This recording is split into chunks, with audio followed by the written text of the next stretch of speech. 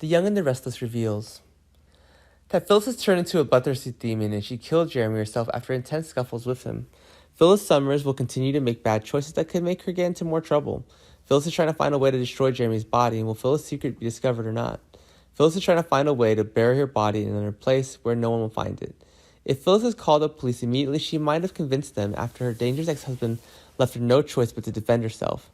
But if she silently destroys Jeremy's body, then no one knows what's going on. Phyllis is confused by her murder plan.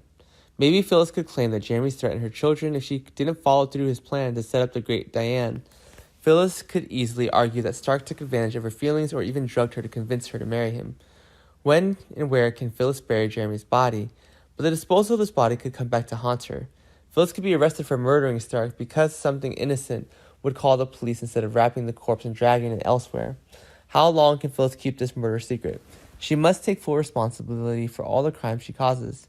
Jeremy won't be able to anticipate Phyllis's betrayal, and she could ruin all his plans, and Jeremy's death could force him out of Y&R.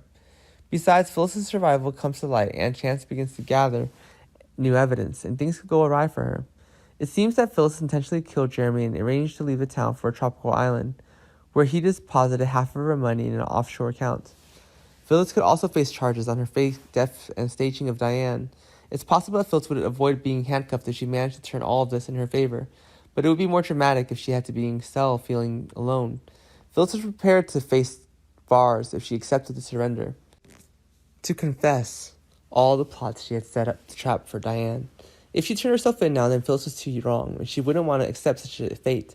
So she'll surely find her way to freedom, and no matter how the rest of this plot unfolds, what Phyllis needs is the whether Sundermer Newman and Daniel Romalotti Jr. will they be able to forgive Phyllis when they find out what she's put them through.